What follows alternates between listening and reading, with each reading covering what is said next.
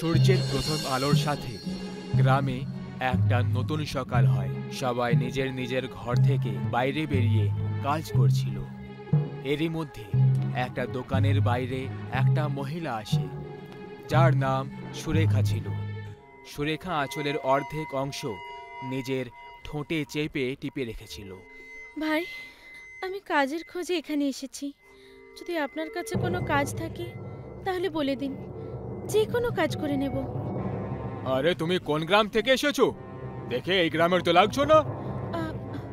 অনেক দূরের গ্রাম থেকে এসেছি, আমার সাথে দুর্ঘটনা হয়েছে। তখনই জোরে জোরে হাওয়া বইতে লাগে, সুরেখার আঁচল উড়ে যায়।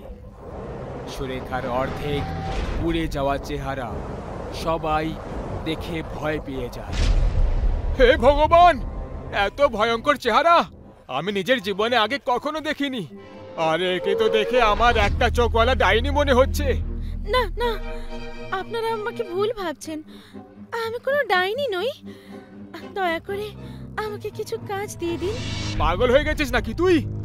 তুই কি আমার দোকান বন্ধ করতে চাইছিস? এই গ্রামে আর কখনো যেন না দেখি তোকে। সুরেখার অর্ধেক পড়ে যাওয়া চেহারা দেখে সবাই ওকে প্রায় ডাইনি বলে তাড়িয়ে দিত।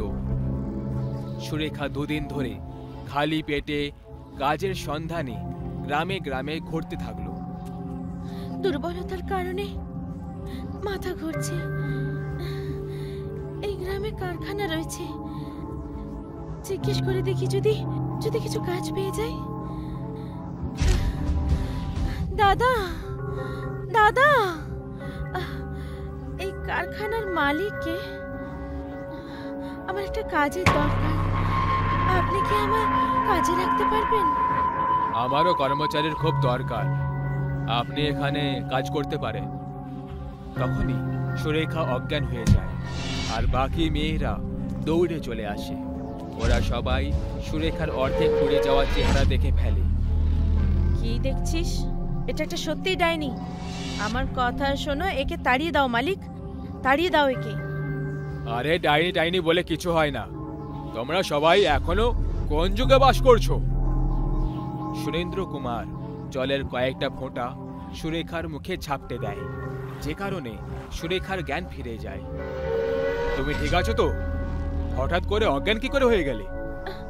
দুদিন ধরে কিছু খাইনি, যে কারণে আমার মাথা ঘুরে গেছিল। ঠিক আছে ঠিক আছে, কিছু খেয়ে নাও, তারপর আজ থেকেই কাজ শুরু করে দিও। কি? আজ থেকে কাজ শুরু করে দিও? আপনি দেখতে পাচ্ছেন না যে ও একটা ডাইনি? ডাইনি! আমি ওকে এক মুহূর্তের জন্য এখানে থাকতে দেব না। একটু বোঝার চেষ্টা করো, কোনো মানুষকে এইভাবে বলা উচিত নয়। দিদি দিদি দিদি, আমার স্বামী মদ খেয়ে আমাকে মারধর করতো, কখনো লাথি মারতো, কখনো ঘুষি মারতো। একদিন ও খুব মদ খেয়ে ফেলেছিল আর আমাকে জ্বলতে থাকা চুলে ঠেলে দেয়। দিদি, আমি সেদিন থেকে এরকম হয়ে গেছি। আর তোর স্বামী মদ খেয়ে খেয়ে ওর লিভার খারাপ হয়ে যায়, আর কয়েক মাস আগেও মারা গেছে। খুব খারাপ হয়েছে বোন তোমার সঙ্গে, শুনতে পেলে? এবার শুনে শান্তি হলো? মিথ্যে কথাও তো বলতে পারে, আমার তো কি ডাইনি মনে হচ্ছে। চুপ কর বিয়াদব কোথাকার, তুমি এখানে না থাকতে চাইলে চলে যাও। আজ থেকে এই বোন এখানেই কাজ করবে। আপনি খাবার খেয়ে নিন, কিছুক্ষণ বিশ্রামও করে নিন। আগে কারখানায় মহিলা কর্মচারীরা সুরেখার থেকে এখনো ভয় পাচ্ছিল, কারণ তারা ওকে ডাইনি ভাবছিল।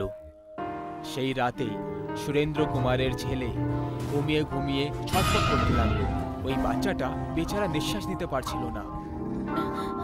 মনে হচ্ছে ওই ডাইনি আমার ছেলেকে মারছে। বাচ্চা নিঃশ্বাস নেওয়ার চেষ্টা করতে করতে মরে যায়। আমার ছেলে, আমার ছেলে, আমার ছেলে! সব ওই ডাইনিরই কাজ। তোমাকে বলেছিলাম না, সব তোমার কারণে হয়েছে। আমার ছেলে। সুরেন্দ্র নিজের ছেলেকে কষ্ট পেতে দেখে আর তাকে তার স্ত্রীর কথায় বিশ্বাস হয়ে গেল। সেও সুরেখাকে ডাইনি মেনে নিল। আজ তো আমি ওকে মেরেই ফেলবো। আমার ছেলেকে খেয়ে নিল এসেই, ডাইনি কোথাকার। সুরেন্দ্র কুমার সুরেখাকে গ্রামের চৌমাথায় বেঁধে দিল। যে মানুষটা তোকে কাজ দিল, খেতে দিল, তারই ছেলেকে খেয়ে ফেললি তুই। ডাইনি কোথাকার, মারে একে, মেরে ফেলো। ভগবানের জন্য আমায় ছেড়ে দিন, আমি কোনো ডাইনি নই।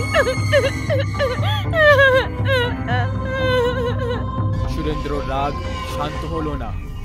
সে একটা মশাল হাতে নিল আর সুরেখাকে জ্যান্ত পুড়িয়ে ফেলল। সুরেখা ওখানে ছটফট করতে করতে মরে গেল। তারপর কিছুদিন পর রূপা প্রায় অর্ধেক রাতে কারখানায় কাজ করছিল। তখনই দরজা নিজের থেকেই বন্ধ হয়ে যায়। কে ওখানে? পেছন থেকে কেউ রূপার চুল টেনে নিয়ে যেতে থাকে। আমায় যেতে দাও, আমায় যেতে দাও, আমায় যেতে দাও।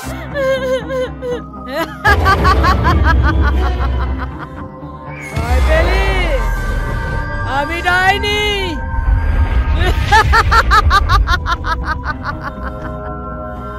একটা চোখ থাকা ডাইনি রূপাকে একটা চলন্ত মেশিনে ছিঁড়ে দেয়। তার রক্তের ফোঁটা চারিদিকে ছড়িয়ে গেল। রূপার কাটা মাথা দেখে সুরেন্দ্র কুমার আর সুনিতা ভয় পেয়ে যায়। আরে, এসব কি করে হয়ে গেল? শোনো না, আমার খুব ভয় লাগছে, খুব ভয় লাগছে। তুই ঘরে যা, আমি এর বডি সরিয়ে আসছি।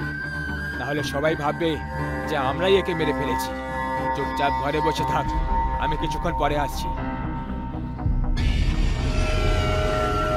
হে ভগবান, এইসব কি করে হয়ে গেল? কোথাও ওই ডাইনিটা নয় তো? ডাইনিকে দেখে সুনিতা ভয় পেয়ে যায়। আমাকে আমাকে যেতে দে, আমাকে যেতে দে, আমাকে যেতে দে। তুই আমাকে যেতে দিয়েছিলি? বল।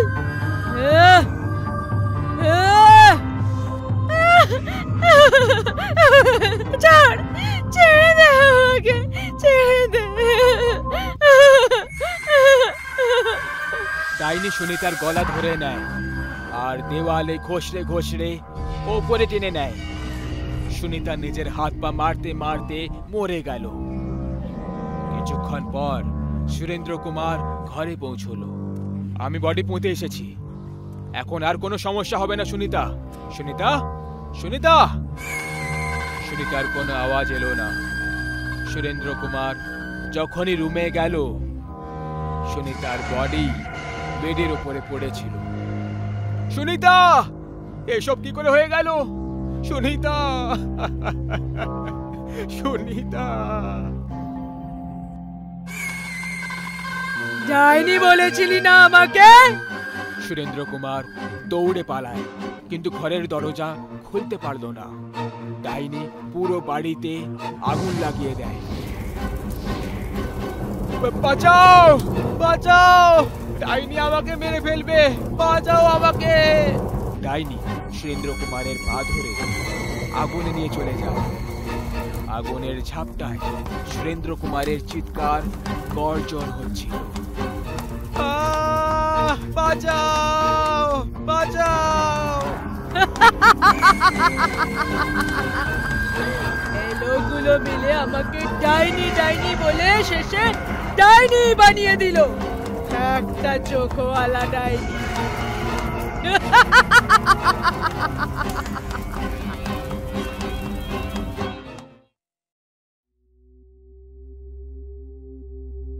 ববিতা একলাই তার মা আর তার অসুস্থ ভাইয়ের খরচ সামলাচ্ছিল। ববিতা একটা কলেজে প্রফেসরের কাজ করে। একদিনও কলেজে যাওয়ার জন্য বেরোচ্ছিল আর ও নিজের বাঁ পাটা আগে বার করে যাচ্ছিল।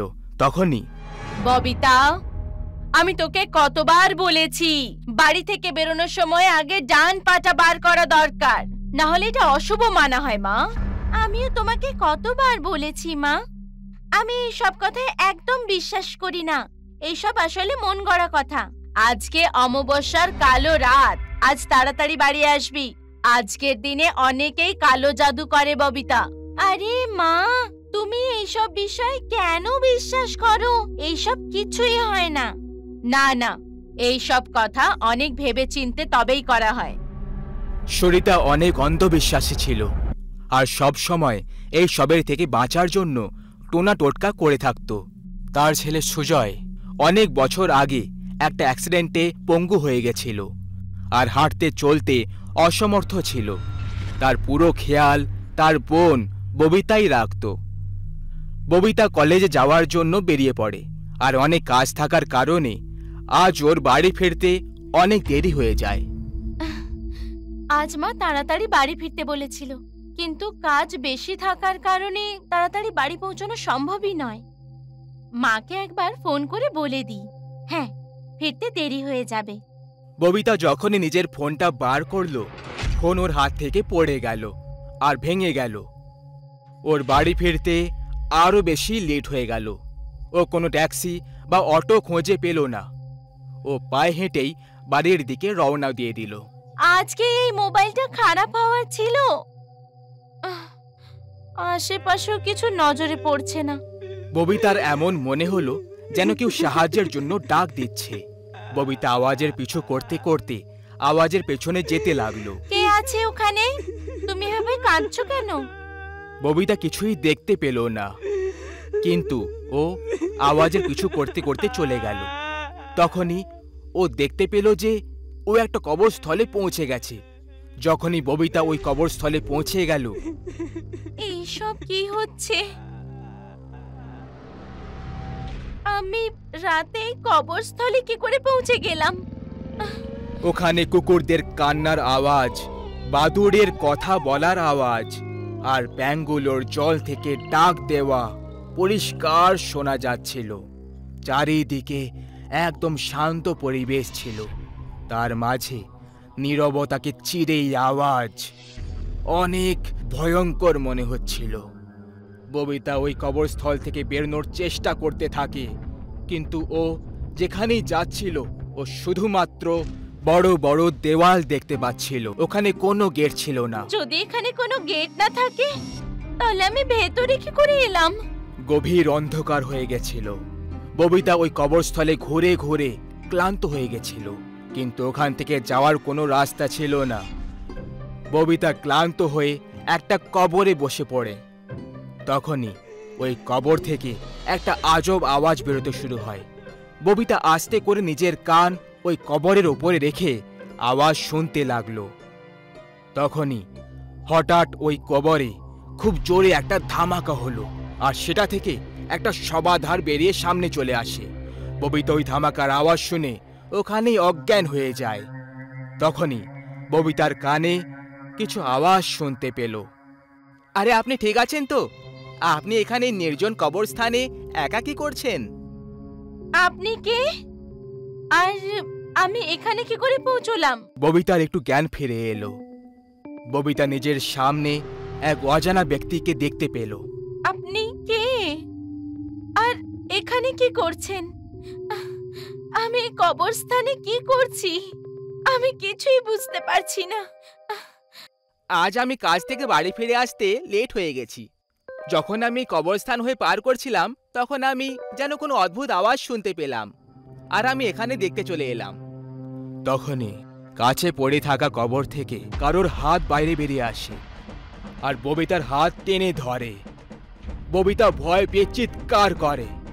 অমন ববিতার হাত ছাড়ানোর চেষ্টা করতে থাকে, কিন্তু ওর হাতটা খুব খারাপভাবে আটকে গেছিল। এসব কি হচ্ছে?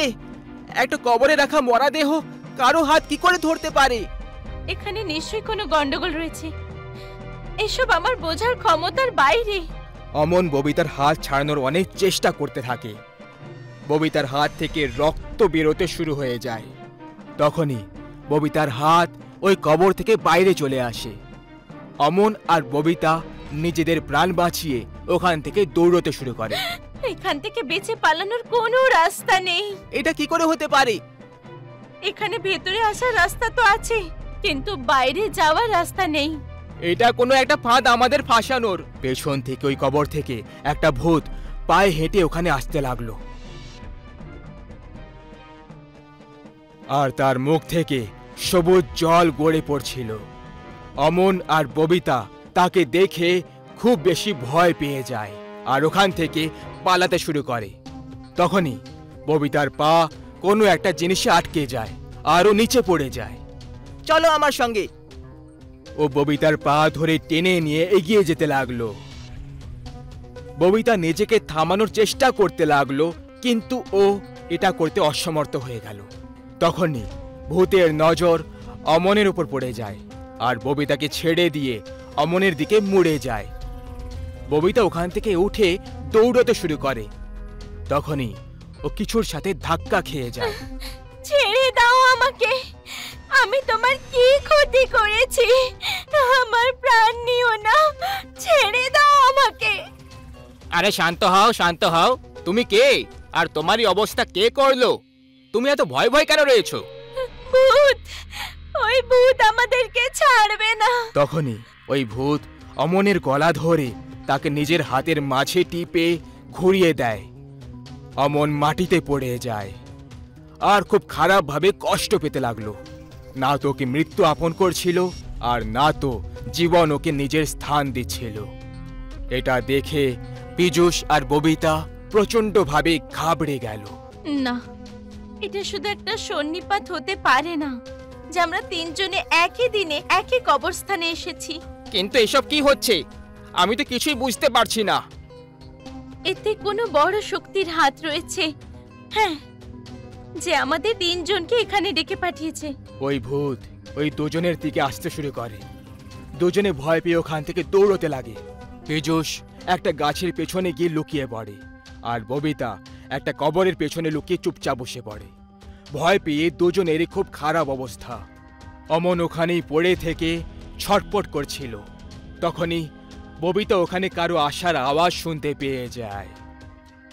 ববিতা লুকিয়ে সেটাকে দেখতে লাগে। ওর মা ওর ভাইকে ওখানে নিয়ে আসে। ববিতা দৌড়ে গিয়ে ওর মায়ের গলা জড়িয়ে ধরে। মা, তুমি এখানে কি করে এলে? এখান থেকে পালিয়ে যাও, এখানে আসার তো রাস্তা আছে, কিন্তু ফিরে যাওয়ার নেই। এটা এটা তুমি কি করে জানতে পারলে? আর এত রাত্রে তুমি নির্জন কবরস্থানে ভাইয়ের সঙ্গে কি করছো?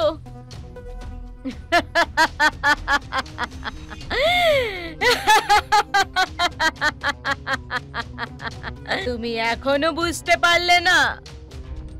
এই সব আমার ষড়যন্ত্র। তোমাদের তিনজনকে আমি এখানে ডেকে পাঠিয়েছি। ববিতা এটা শুনে ওর হোশ উড়ে গেল। আজ অমাবস্যার কালো রাত তোমাদের তিনজনকে একটা কথা জুড়ে দিচ্ছে। তোমাদের তিনজনেই অমাবস্যার কালো রাতে জন্মেছিলে। আজ আমি তোমাদের তিনজনেরই বলি চড়িয়ে দেব। আর এটা করলে আমার ছেলে আগের মতো একদম ঠিক হয়ে যাবে। তুমি কি ধরনের মা? নিজের ছেলের জন্য তুমি তিনটে অসহায় মানুষের প্রাণ কেড়ে নিচ্ছ। তখনই পেছন থেকে ওই ভূত এসে ববিতাকে নিয়ে যেতে লাগলো। ববিতা নিজেকে ছাড়ানোর চেষ্টা করতে থাকে, কিন্তু ও তার চঙ্গুল থেকে বেরোতে পারল না। ওই ভূতটা সুমন, পীযূষ আর ববিতাকে গাছে উল্টো দিকে ঝুলিয়ে দেয়। খুব ভালো কাজ করেছো তুমি। একটা বাজতে চলেছে, একটার সময় আমি এই তিনজনের বলি চড়াবো। তিনজনের রক্তে স্নান করা মাত্রই আমার ছেলে একদম ঠিক হয়ে যাবে, একদম ঠিক হয়ে যাবে। সরিতা হাতে তলোয়ার নিয়ে ওই তিনজনের গলা কাটার জন্য এগিয়ে যাচ্ছিল। তখনই তার পা একটা কবরে পড়ে যায় আর ওই কবরটা খুলে যায় আর সরিতা তার মধ্যে পড়ে যায় আর ওই কবরটা নিজের থেকেই বন্ধ হয়ে যায়। সুমন, পীযূষ আর ববিতা তিনজনেই নিজের থেকে ওই গাছ থেকে নিচে পড়ে যায়। পীযূষ অজ্ঞান অবস্থায় ওই কবরের দিকে দেখে, যার মধ্যে সরিতা পড়ে গেছিল। মা, মা, তুমি আমাকে বাঁচিয়ে নিয়েছো। ওই কবরটা পীযূষের মায়ের ছিল।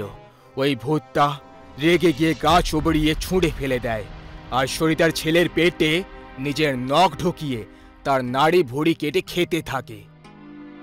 ববিতা, সুমন আর পীযূষ পরের দিন সকালে জ্ঞান ফিরল। তিনজন ওই কবরস্থানের বাইরে ছিল। তিনজন নিজের নিজের রাস্তায় চলে গেল। কিন্তু ওই রাতটা তিনজনের জীবনের ভয়ানক রাত হয়ে গেল, যেটা ওই তিনজন কখনো ভুলতে পারবে না। একটা মা তার ছেলেকে ঠিক করার জন্য অন্য কারোর ছেলের প্রাণ নিয়ে নিচ্ছিল, আর একটা মা মরে গিয়েও নিজের ছেলের প্রাণ বাঁচাচ্ছিল। ওই ভয়ঙ্কর রাত আমাদের জীবনে চিরকাল জীবন্ত থাকবে।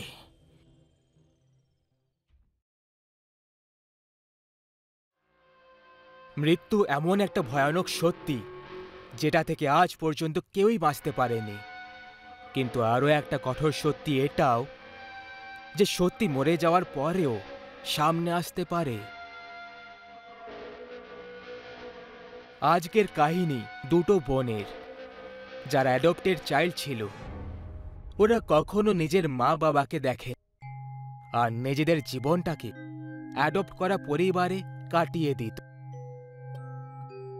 কিন্তু জীবনটা ওদের সাথে এমন খেলা খেলল যে খেলায় ভালো খেলোয়াড়রাও হার মেনে যাবে। কি করছো নিধি? এখন তো বড় হয়ে গেছো, এবার তো মাটিতে খেলা বন্ধ করে দাও। আহ দিদি, তুমিও কি? কোথায় তোমরা? তোমাদের ঘরে যাও আর নিজেদের জিনিসপত্র প্যাক করে নাও। তোমাদের নিয়ে যাওয়ার জন্য তোমাদের পরিবার নিচে অপেক্ষা করছে। চলো তাড়াতাড়ি যাও। কারণ পূজা আর নিধি অ্যাডপ্টেড চিলড্রেন ছিল, তাই প্রায় সময় ওদের ফ্যামিলিজ চেঞ্জ করতে হতো। ওদের জীবন এতদিন সুখেই কেটে চলেছিল। দিদি, সত্যি বলতে আমার এই পরিবারটা ছেড়ে যাওয়ার একদম ইচ্ছে করছে না, কিন্তু আর অন্য কোনো উপায়ও তো নেই। আমাদের মতো অনাথদের জীবন এরকমই হয়, এক বাড়ি থেকে দ্বিতীয় বাড়ি, দ্বিতীয় বাড়ি থেকে তৃতীয় বাড়ি। দুই অ্যাডপ্টেড বোন নিজেদের জীবনের সংঘর্ষে অনেক ছোট ছিল। পূজা, যার বয়স 13 বছর ছিল, অপরদিকে ওর ছোট বোনের বয়স 10 বছর ছিল। এখন ওদেরকে মার্ফি পরিবারে যাওয়ার ছিল। দিদি, তুমি কি জানো ওই মার্ফি আন্টিটা খুব বাজে। ওনার বাচ্চাদের প্রতি বিশেষ কোনো টান নেই, কিন্তু জানি না কেন ইনি আমাদের নিতে এসেছেন। হ্যাঁ, কথাটা তো ঠিকই বলেছিস, কিন্তু আমিও শুনেছি যে এনার স্বভাব খুবই অদ্ভুত। ব্যবহারের তো আর বলে কথাই নেই। আগেও অনেক লোকেরা এদের এখান থেকে অনেক বাচ্চাদের উধাও হওয়ার গল্প বলেছিল, জানো? সোনা মারা, যাও বাইরে গাড়িতে বসে পড়ো। হ্যাঁ, সন্ধে নেমে এসেছে না? যাও, হ্যাঁ যাও। দুই বোন এখন মার্ফি পরিবারে পৌঁছে গেছিল, কিন্তু ওখানে ওদের এতদিনের সব থেকে ভালো এক্সপেরিয়েন্স হচ্ছিল।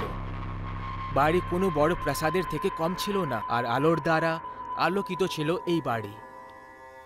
সেই রাতে দুই বোন শুয়ে পড়ে, আর পরের সকালে উঠে দেখে যে মার্ফি ওদের পাশেই বসেছিল। সোনা মারা, দেখো স্কুলে যাওয়াটা তো খুবই প্রয়োজন, তাই না? কিন্তু আমি তোমাকে দুটো রাস্তা দিচ্ছি। হ্যাঁ, হয় বাড়ির সব কাজ করো, না হলে স্কুলে যাও। পূজার পড়তে একটুও ভালো লাগতো না, সেই জন্য ও বাড়ির কাজ করাটাই ঠিক মনে করলো, আর নিধি স্কুলে যাওয়ার সিদ্ধান্ত করল। প্রায় এক সপ্তাহ পর পূজা, ও পূজা, তাড়াতাড়ি ডাইনিং হলে পৌঁছে যাও। যাও। ডাইনিং হলে বসার পর নিধি, তুমি শুরু করো। আজ তোমার পছন্দ মতো খাবার তৈরি করেছি। পূজা, আমি তোমার সঙ্গে কিছু কথা বলতে চাই। আমি জানি না যে তোমার আগের পরিবার কি ধরনের ছিল বা তাদের কি চিন্তাধারা ছিল, কিন্তু এই বাড়িতে আমরা সততাকে গুরুত্ব দিই, আর তুমি যাকে নিজের বোন বলো সেটা তোমার শুধু ভ্রম। এ তোমার কাল্পনিক মিত্র, আর এর থেকে বেশি আর কিছুই না, বুঝেছো? আর তুমি এখন 13 বছরের হয়ে গেছো। এখন এই সব ছেলে খেলা তোমায় ঠিক মানায় না। ম্যাডাম, এ আপনি কি বলছেন? আপনি কি নিধিকে দেখতে পান না? এ আমার কাল্পনিক বা স্বপ্নের কোনো ভ্রম নয়।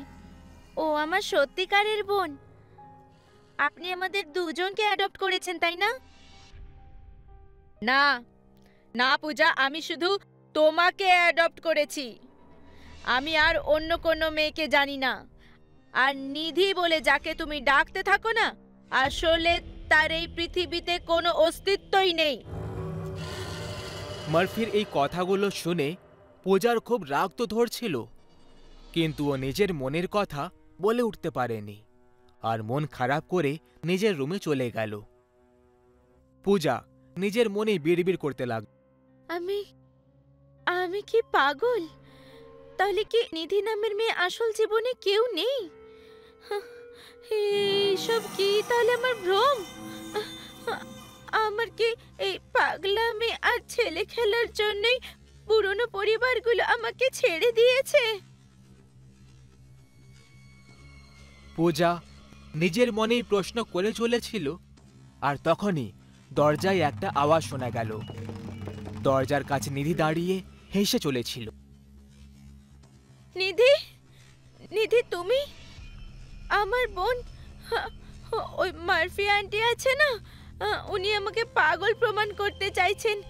উনি বলছেন যে তোমার কোনো অস্তিত্বই নেই, অথচ তুমি এখানে দাঁড়িয়ে আছো। সত্যি বলবে, এটা এটা কোথাও আমার ভ্রম বা পাগলামি নয় তো? সত্যি বলো। নিধির চোখে জল ছিল, আর কোনো রকম উত্তর না দিয়ে সোজা চলতে লাগলো। আর ও বেসমেন্টের কাছে গিয়ে উধাও হয়ে গেল।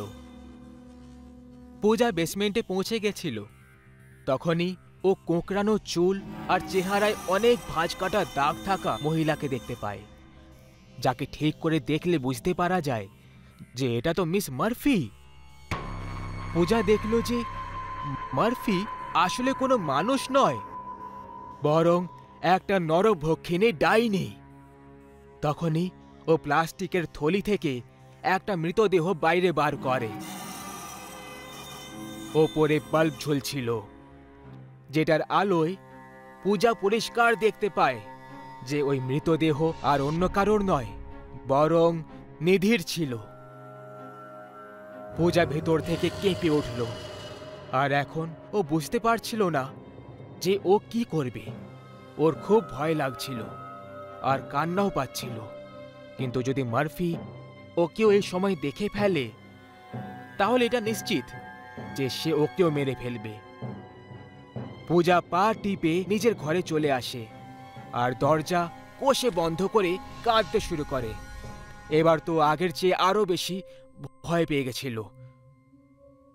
কিছুক্ষণ পর ও নর্মাল হয়ে যায়। তখন ও একটা ভাবলো যে আসলে পুরো ব্যাপারটা কি।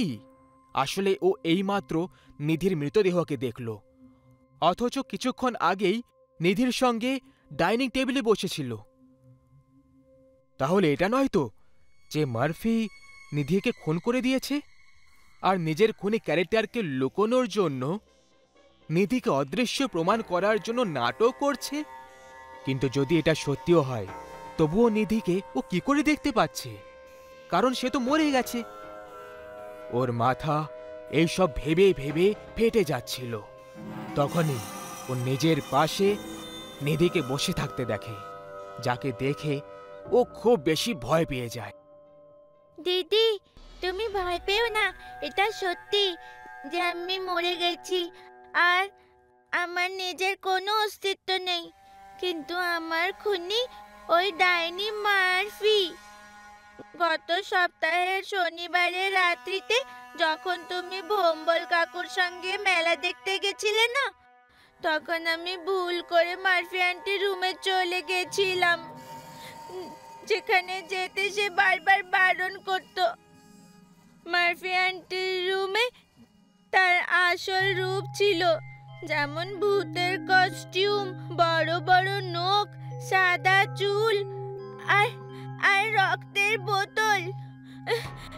আমাকে মারফি আন্টি দেখে ফেলেছিল আর নিজের আসল রূপ লুকিয়ে রাখার জন্য উনি আমাকে ছল করে বেসমেন্টে ডেকে পাঠান আর মাথায় রড মেরে আমাকে মেরে দিলেন, আমার খুন করে দেন। আর সেখানেই আমাকে একটা প্লাস্টিকের থলিতে বেঁধে দেন যাতে কেউ যেন আমার ব্যাপারে কখনো না জানতে পারে। এইটুকু বলে নিধি ওখান থেকে উধাও হয়ে যায়। মানে পূজা এখন পুরো ব্যাপারটা জেনে গেছিল। ওর খুব কান্না পাচ্ছিল, কারণ ওর আর ওর বোনের মধ্যে একটা খুবই বিশুদ্ধ সম্পর্ক ছিল, যে কারণে নিধির আত্মা মরে যাওয়ার পরেও ওকে দেখা যেত। পূজা ভেবে নিয়েছিল যে এখন ও যে কোনোভাবে নিধির সঙ্গে ন্যায় করবে, মারফিকে শাস্তি দেবে।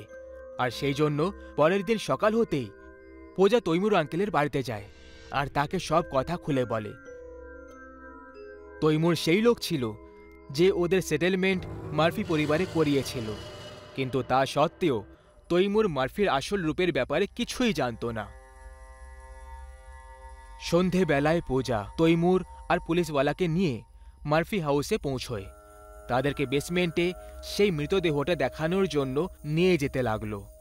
বেসমেন্টে পৌঁছানো মাত্রই তারা যেটা দেখল সেটা দেখে সবাই অবাক হয়ে পড়ল।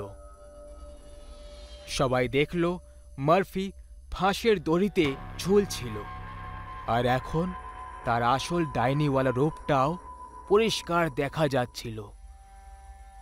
ওই 200 বছরের বুড়িটাকে দেখা যাচ্ছিল। এখন তো মারফি মরে গেছিল, এখন এরপরে আর কিই বা হতে পারত। কিন্তু পূজা দেখল মারফির ঝুলে থাকা মৃতদেহের পাশে নিধি দাঁড়িয়ে হাসছিল। পূজা বুঝতে পেরে যায় যে এই ডাইনির এত ভয়ঙ্কর মৃত্যু কি করে হয়েছে। এর খুন নিধিই করেছে। সেটাই শেষবার ছিল যখন পূজা নিধিকে দেখেছিল। তারপরে নিধির দাহ সৎকার করা হলো। তারপর আর কখনো পূজা নিধিকে দেখতে পেল না। মারফির অন্ত যদিও খুব বেদনাদায়ক হলো, কিন্তু সে একটা নির্দোষের থেকে তার জীবন কেড়ে নিয়েছিল। দুটো বোনকে চিরকালের জন্য আলাদা করে দিল। আজ এই ঘটনাটা হয়ে অনেক দিন পেরিয়ে গেছে, কিন্তু পূজা আজও সেই সময়গুলো যখন মনে করে তখন ও কেঁপে ওঠে। বিশেষ করে সেই সময়টা যখন মরে যাওয়ার পরও নিধির আত্মা ওকে সত্যি বলে দেয় আর মারফির পর্দা ফাঁস করে দেয়। সেই জন্য বলা হয় মৃত্যু শুধু শরীরের হয়, আত্মা আর ভাবনা দুটো অমর থাকে। যদি সম্পর্ক আর ভালোবাসা পবিত্র হয় তাহলে মৃত্যুর পরেও আপনার কাছের মানুষ আপনাকে রক্ষা করবে আর আপনার সাথে থাকবে। যদিও মারফি নিজের আসল রূপ লুকোনোর জন্য নিধিকে খুন করে দিয়েছিল, কিন্তু নিধির মৃত্যুর পরেও আসল সত্যিটা সামনে এসেই গেল। দেখুন, আমার কথা শুনুন। এই পেশেন্টের কিছুক্ষণ পরে জ্ঞান ফিরে যাবে, ততক্ষণ ওকে এখানেই থাকতে দিন। আধ ঘন্টা পরে ঘড়িতে 11:50 হয়েছিল। হাসপাতালের সব লোকেরা এখানে ওখানে দৌড়তে লাগল। কেউ দৌড়তে দৌড়তে পড়ে যাচ্ছিল, আর কেউ একে অপরের সঙ্গে ধাক্কা খাচ্ছিল। পুরো হাসপাতালে ছুটোছুটি লেগে গেছে।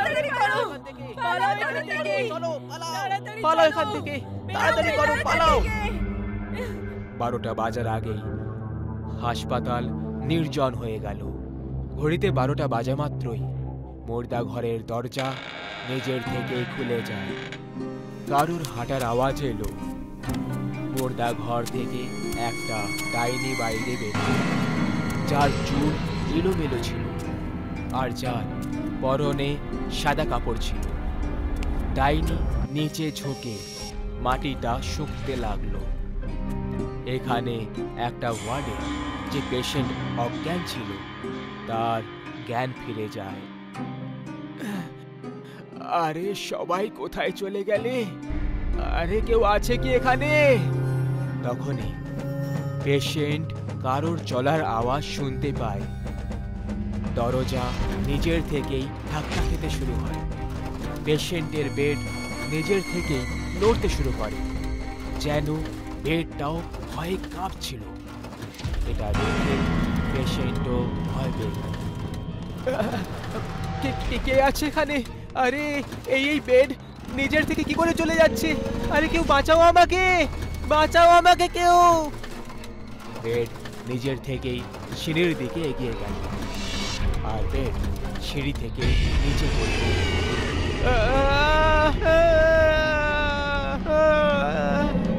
ওই পেশেন্টটা খুব আঘাত লেগেছিল, ও যন্ত্রণায় ছটফট করছিল, আর পেছন থেকে বেড নড়তে লাগলো। আর ওই নড়তে থাকা বেড থেকে উঠে পেশেন্ট পালাতে লাগলো।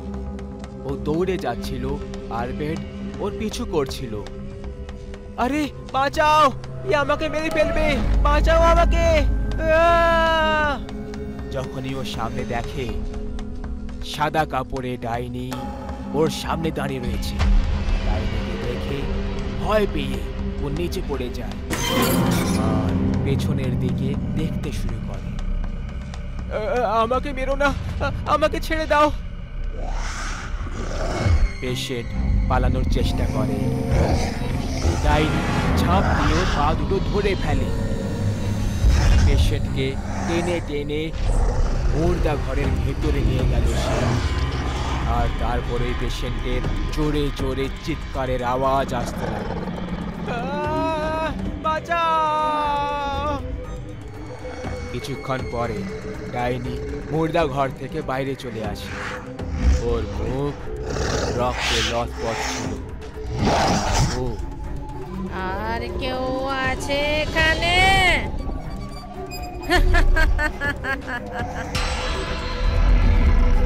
মুর্দা ঘরের দিকে দেখে জোরে জোরে হাসতে শুরু করে।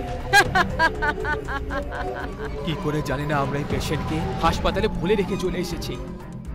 আপনি আসলে কি বলতে চাইছেন ডাক্তার বাবু? এই হাসপাতালে একটা ডাইনি আছে। যে কেউ হাসপাতালে রাত 12টার পরে থাকে তার মৃত্যু একেবারে নিশ্চিত। এখানে সবাই একই কথা বলছে, কিন্তু আমার লোকেদের কথায় বিশ্বাস হচ্ছে না। কিন্তু আপনি তো ডাক্তার, আপনি এরকম বিষয় কি করে বিশ্বাস করতে পারেন ডাক্তার বাবু? আরে এমন অনেক কেস দেখেছি আমি, ওদের নামে লোকেদেরকে মেরে তাদের অঙ্গ নিয়ে তস্করি করে হাসপাতালওয়ালারা। আমরা এরকম কিছু করি না। যদি আপনার বিশ্বাস না হয় তাহলে 12টা বাজার পর এই হাসপাতালে থেকে দেখুন, যা কিছু আছে আপনি জানতে পেরে যাবেন। এখন আমি চলি। ডাক্তার ঠিকই তো বলছে, 12টা অবধি থেকেই যাই এই হাসপাতালে। সত্যিটা সামনে চলেই আসবে। এত লোক যখন বলছে তাহলে হয়তো সত্যিই এখানে ডাইনি রয়েছে। আর যদি সত্যি ডাইনি থাকে তখন একটা কাজ করি, হাসপাতালে মিনি ক্যামেরা লাগিয়ে দিই, আর হাসপাতালের বাইরে ওবি ভ্যানে বসে আমি সব কিছু দেখে নেব। সব কিছু আমার সামনে জলের মতো পরিষ্কার হয়ে যাবে। জার্নালিস্ট ছোট ছোট ক্যামেরা হাসপাতালে লাগিয়ে দেয় আর নিজের ওবি ভ্যানে বসে 12টা বাজার অপেক্ষা করে। এত বছর ধরে হাসপাতালে সবার প্রাণ চলে যাচ্ছে। আসলে এরকমটা হওয়ার কারণ কি? আজ সত্যিটা সবার সামনে চলে আসবে। যেই সত্যি হোক না কেন, এই সত্যিটা সবার সামনে নিয়ে আসার জন্য আমার প্রমোশনটা একদম পাকা। 12টা প্রায় বাজবে করছে। সবাই হাসপাতাল থেকে বাইরে পালিয়ে যাচ্ছিল, কিন্তু ওই জার্নালিস্ট ওইখানেই হাসপাতালের ভেতরে ওবি ভ্যানের ভেতরে বসেছে। ও স্ক্রিনে দেখলো যে মোটা ঘর থেকে একটা ডাইনি বাইরে বেরিয়ে আসছে, যার চেহারা চুল দিয়ে ঢাকা রয়েছে। আরে এ কোনো ডাইনি নাকি মহিলা? মনে হয় এ কোনো এক জুনিয়র আর্টিস্ট, ভাড়ায় ডেকে পাঠানো হয়েছে। তখনই ডাইনি আস্তে আস্তে ক্যামেরার কাছে চলে আসে আর একজন ভয়ের চেহারা দেখে জার্নালিস্ট চেয়ার থেকে নিচে পড়ে যায়। ডাইনি! জার্নালিস্ট এত বেশি ভয় পেয়ে যায় যে ও পালানোর কথা ভাবে, কিন্তু যখনই ভ্যানের দরজা খুলে দেয়, ডাইনি সামনে দাঁড়িয়েছিল আর ভ্যানের ভেতরে চলে আসে। জার্নালিস্ট অন্য দরজা খোলার চেষ্টা করতে থাকে, কিন্তু ওই দরজাটা খুলল না। ভ্যানের আয়নায় রক্ত এসে পড়ে যায়। পরের দিন পুলিশ জার্নালিস্টের এই অবস্থা দেখে অবাক হয়ে যায়। পুলিশ কাল রাতের রেকর্ড করা ফুটেজটাও দেখলো। কোনো অপরাধী হলে তাকে ধরা যেতে পারে, কিন্তু এটা তো ভূত প্রেতের বিষয়, এতে আমরা কিছুই করতে পারবো না। আমি বুঝতে পারি স্যার, আমাদের কোনো ভালো একটা বাবার দরকার। হাসপাতালের লোকেরা ডাইনিকে ধরার জন্য একটা বাবাকে ডেকে পাঠায়। বাবা রাত 11:30টায় হাসপাতালে চলে আসে। এখন আপনি আমাদের হাসপাতালটাকে এই ডাইনির হাত থেকে বাঁচাতে পারবেন বাবা। আমার উপর বিশ্বাস রাখো খোকা, সব ঠিক হয়ে যাবে। হ্যাঁ বাবা। সবাই হাসপাতাল থেকে বাইরে বেরোতে লাগলো 12টা বাজার আগে, কিন্তু বাবা মুর্দা ঘরের সামনেই বসে মন্ত্রের উচ্চারণ করতে লাগলো। ওম ত্রম্বকম আজমাই সুগন্ধিত পুষ্টি বর্ধনম। ডাইনি মুর্দা ঘর থেকে বেরোলো আর বাবাকে দেখে হাসতে লাগলো। যেন বাবার মন্ত্রের কোনো প্রভাব পড়ছিল না ডাইনির ওপরে। বাবা যত জোরে মন্ত্র পড়ছিল, ডাইনি ততই জোরে হেসে যাচ্ছিল। ওম ত্রম্বকম আজমাহি সুগন্ধিত পুষ্টি বর্ধনম। ডাইনি নিজের হাতে ইশারা করে। বাবা উপরে দেখে, তখন ওপর থেকে বাবার উপরে পড়ে যায়। বাবার চেহারা রক্তে লাল হয়ে যায়, আর তারপর ডাইনি বাবাকে মুর্দা ঘরে টেনে টেনে নিয়ে যায়।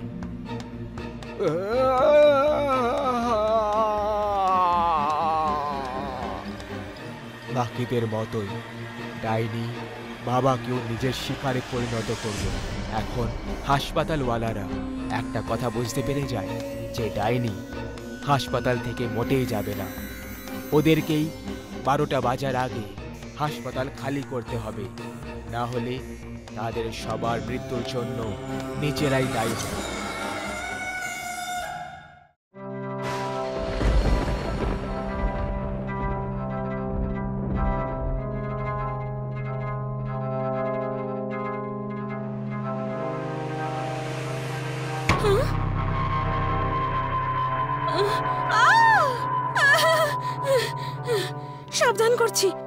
সাবধান করছি, আমার দিকে এক পাও বাড়াবে না, নইলে নইলে আমি কিন্তু ছুরি দিয়ে মারবো তোমায়। চলে যাও এখান থেকে, ছুরি দিয়ে মেরে ফেলবো তোমাকে আমি।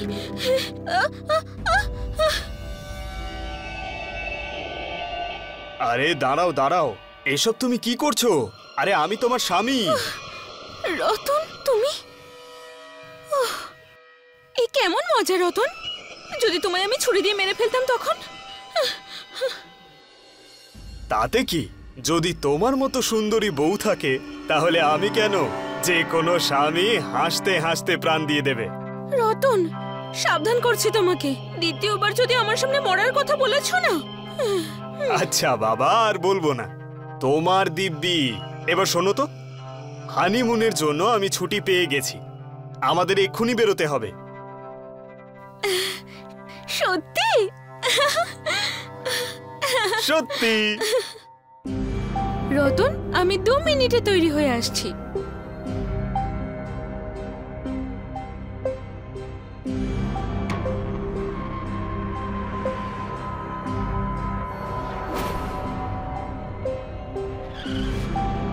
কি হয়েছে? দাঁড়াও দেখছি।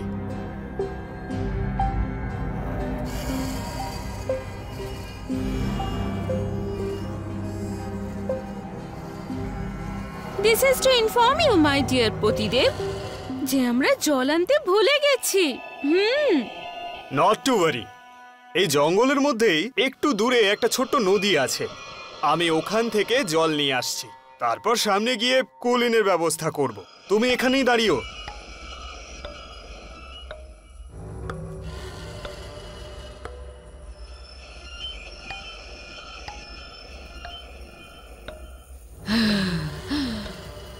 এই মেয়েটা তো আমার থেকেও বেশি সুন্দরী। ওর হাতের বালা এটা প্রমাণ করছে যে ওর নতুন নতুন বিয়ে হয়েছে। এই মেয়েটাই যদি এত সুন্দরী হয় তাহলে ওর বর কত হ্যান্ডসাম হবে। আমি যদি ওর শরীরটাকে দখল করে নিয়ে ওর বরকে সারা জীবনের জন্য যদি সম্পূর্ণভাবে নিজের করে নিই,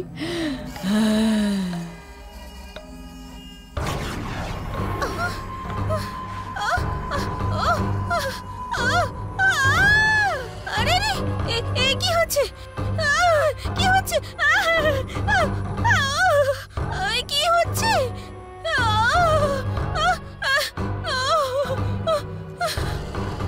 কোথায় তুমি? কোথায় গেলে? আহ!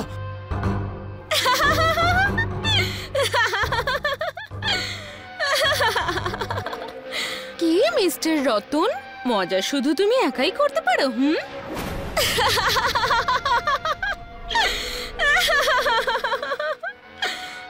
কি বলো তো তুমি? এটা কোনো মজা করার সময়? আমার তো এক্ষুনি হার্ট ফেল হয়ে যেত।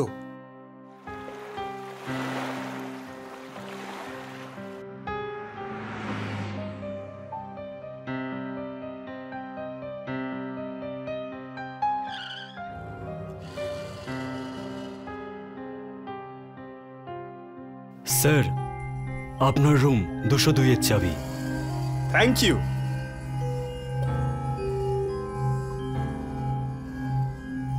আচ্ছা শোনো, তুমিও স্নান করে নাও, সারা দিনের ক্লান্তি চলে যাবে। কিন্তু তুমি ফিরে আসার আগে যদি আমি ঘুমিয়ে পড়ি, তার জন্য আগে থেকেই সরি বলছি।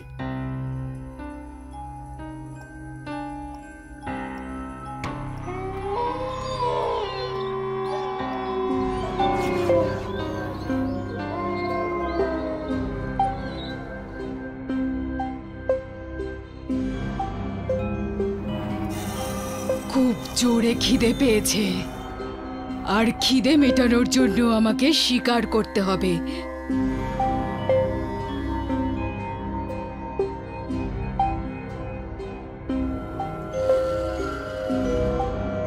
কে কে এখানে? বাঁচাও, বাঁচাও আমাকে! এই ডাইনির হাত থেকে বাঁচাও আমাকে! বাঁচাও! চিৎকার কর, আরো চিৎকার কর। এক তো দরজা বন্ধ, আর তারপরে সবাই গভীর ঘুমে আচ্ছন্ন। তোকে কেউ আসবে না বাঁচাতে, আর আমি এসেছি তোর শিকার করতে।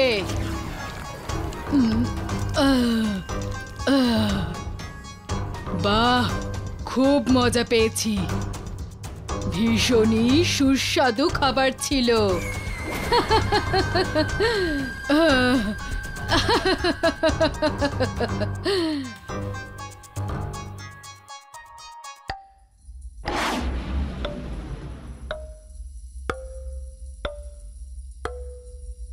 আরে কি হয়েছে পতিদেব, উঠে গেলে কেন?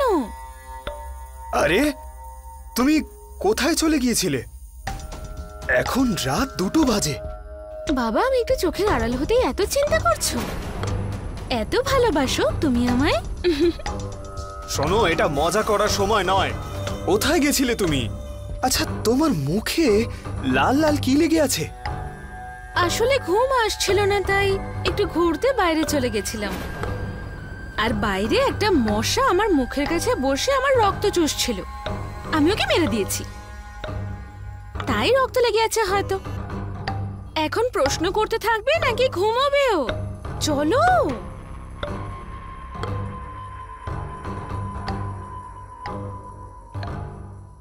সূর্য মাথার উপর উঠে গেছে, কিন্তু ভোলা কোথায় কিছুই খবর পাওয়া যাচ্ছে না। কোথায় আছে ভোলা?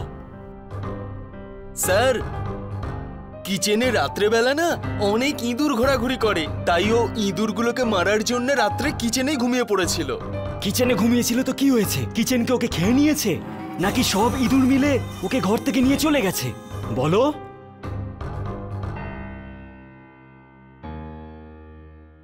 আসতে দাও ওকে, চাকরি থেকে বের করে দেবো আজকে আমি ওকে।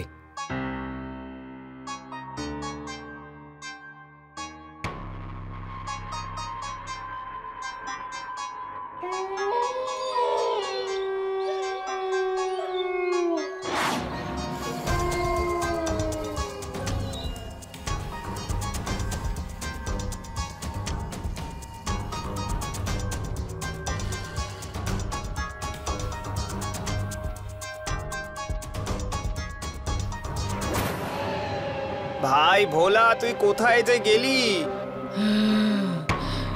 আরে বাহ, পেয়ে গেছি শিকার।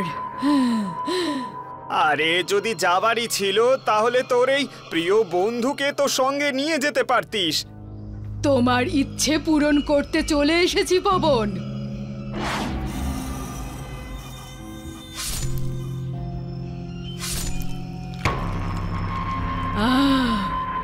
ভীষণ মজা পেয়েছি।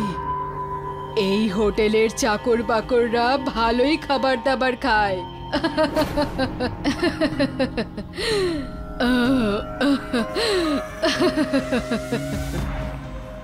প্রথমে ভোলাকে পাওয়া গেল না, এখন আবার পবন।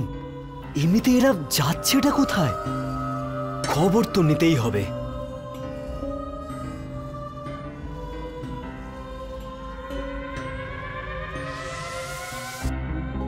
আজ আমাদের বিয়ের পুরো 1 মাস পূর্ণ হয়েছে, বুঝলে?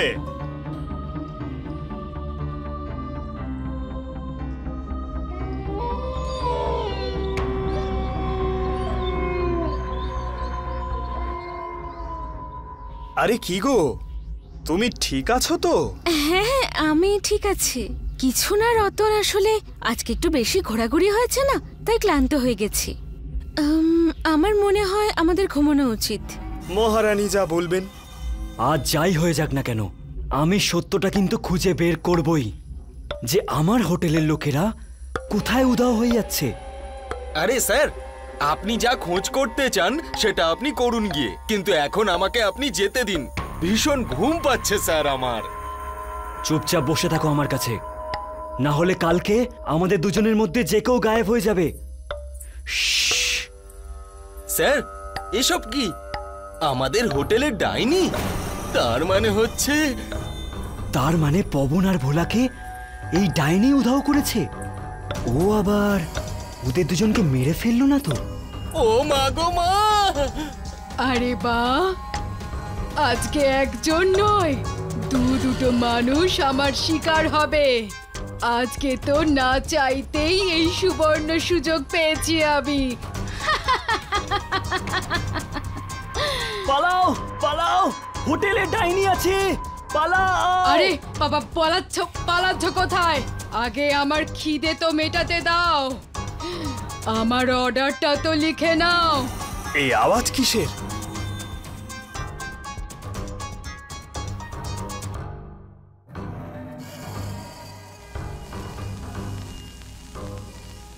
আরে ছেড়ে দাও ডাইনি, আমাকে ছেড়ে দাও। আরে কেউ তো বাঁচাও, আমাদের বাঁচাও এর হাত থেকে। এই ডাইনি, তুই ওদের ছেড়ে দে, না হলে আমি তোকে মেরে ফেলবো।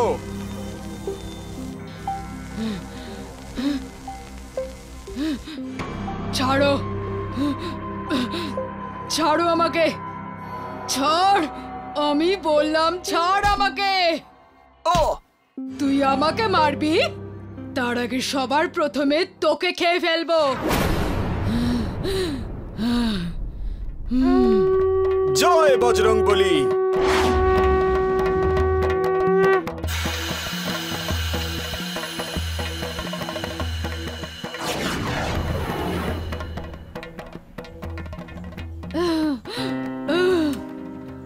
আজকে তো চলে যাচ্ছি, কিন্তু আমি আবার আসবো আর সবাইকে মেরে ফেলবো।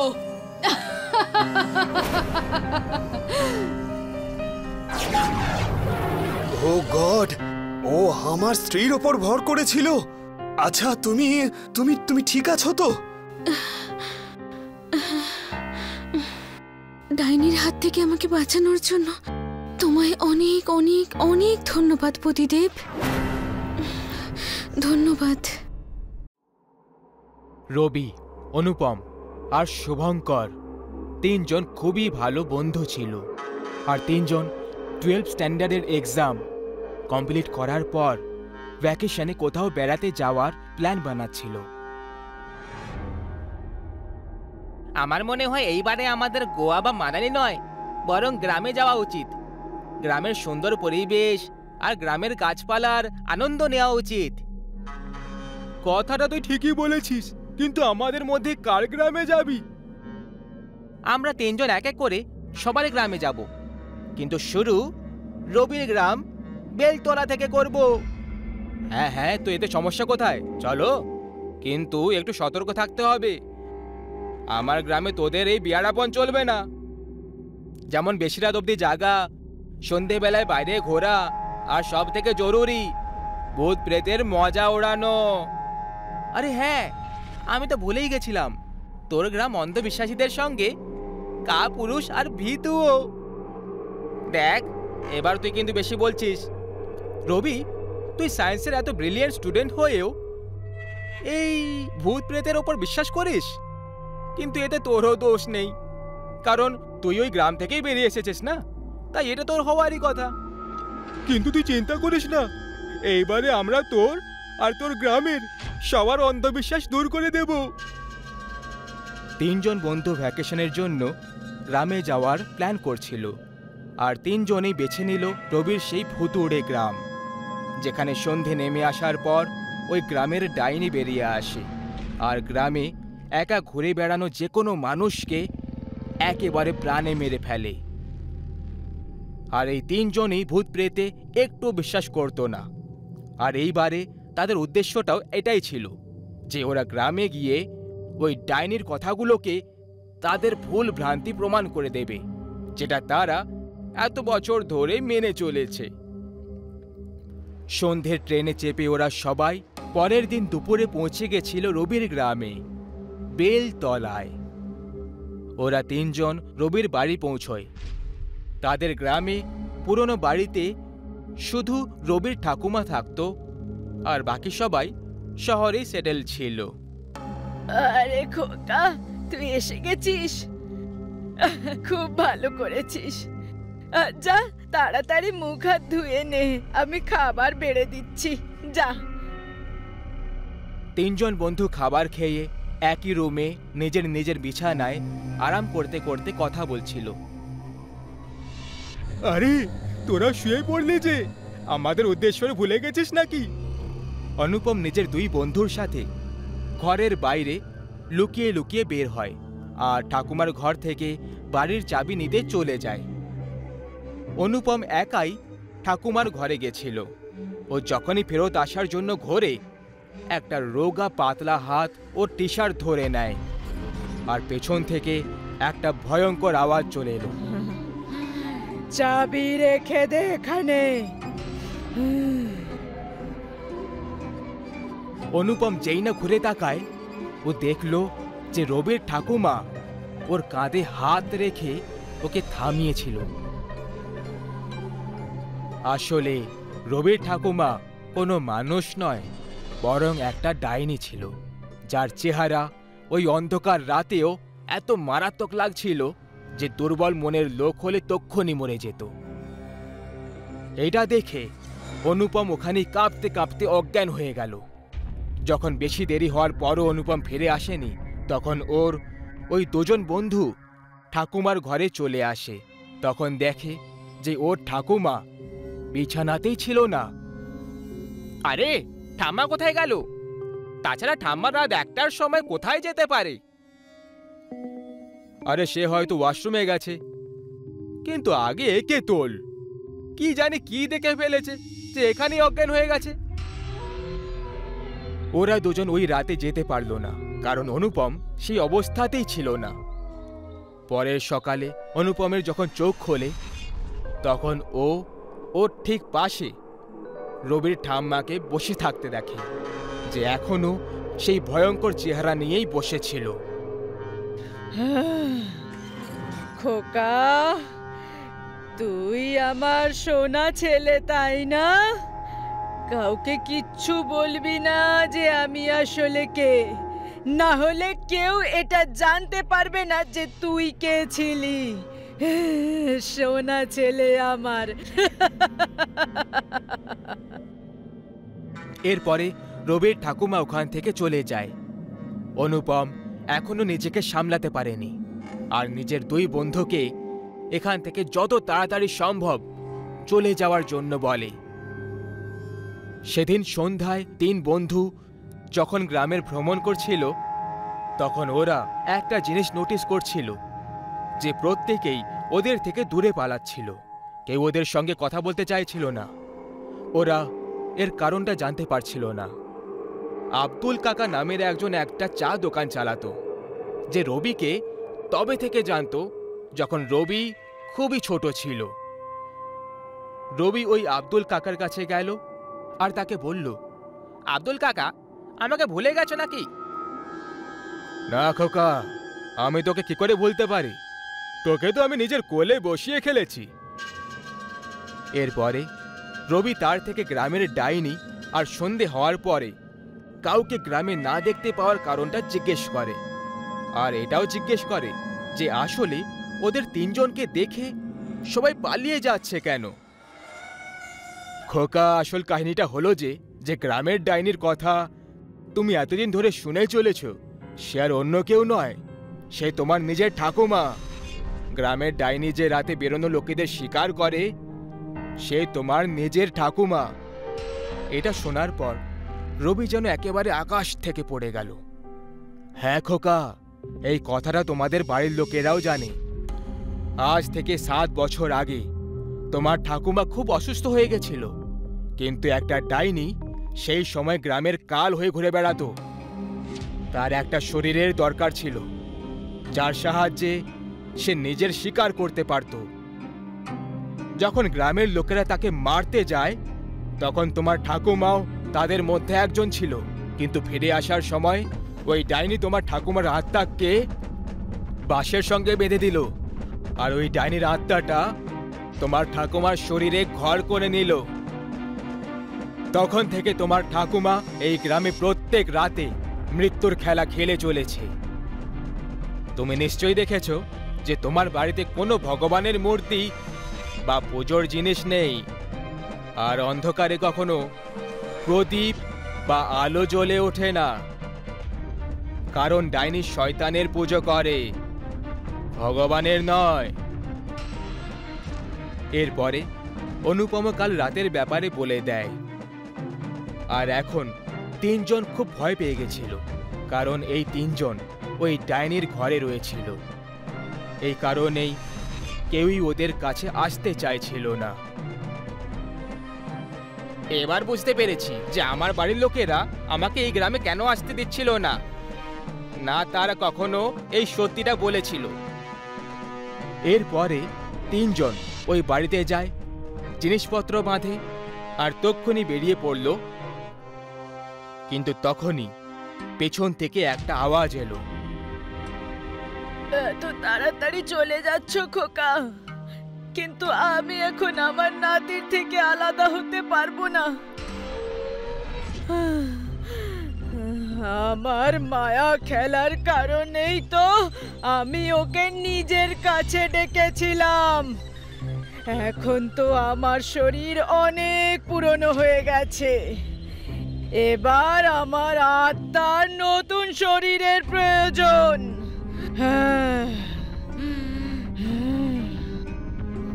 এইটুকু বলেই রবির বাড়িতে ওই ঘর করা ডাইনির আত্মাটা রবির শরীরে প্রবেশ করে যায়। আর এই ভয়ঙ্কর দৃশ্যটা দেখে ওই 2 বন্ধু নিজেদের প্রাণ বাঁচিয়ে পালায়। সবাই বলে এখন রবির ঠাকুমার জায়গায় রবির শরীর ওই ডাইনির ঘর হয়ে গেছে, যে পরের 60 বছর অবধি এইভাবেই এই গ্রামে প্রত্যেক রাতে মৃত্যুর খেলা খেলবে। আজ প্রদীপ আর সুনিতার বিয়ে হয়েছিল। দুজনের এটা লাভ ম্যারেজ ছিল, আর দুজনে নিজেদের বিয়েতে খুব খুশি ছিল। প্রদীপের ড্রাইভার খুব দ্রুত গতিতে প্রদীপের গাড়ি ড্রাইভ করছিল, যে কারণে গাড়ি অনেকবার ডিসব্যালেন্স হচ্ছিল। তখনই প্রদীপ ওকে থামিয়ে বলল, আরে ও ড্রাইভার দাদা, আজকে বিয়ের প্রথম রাত, মেরেই দেবে নাকি? একটু আস্তে চালাও। আরে সাহেব, এই যে শর্টকাট আপনি বলেছেন, সেটা একটা ভুতুড়ে মন্দির হয়ে পেরোতে হয়, আর সবাই বলে ওই মন্দিরের আশেপাশে ডাইনি ঘুরে বেড়ায়, যে আসা যাওয়া করা লোকেদের নিজের বশে করে নেয়, তাহলে তাদের সঙ্গেই চলে যায়। বাহ, গল্পটা তো খুব ভালো, কিন্তু আফসোস এরকম গল্প অনেক শুনেছি, তাই এইসব এখন ছেলে খেলা মনে হয়। তখনই সুনিতা ওকে থামিয়ে বলল, প্রদীপ, তোমার মাথায় কি একটুও বুদ্ধি নেই?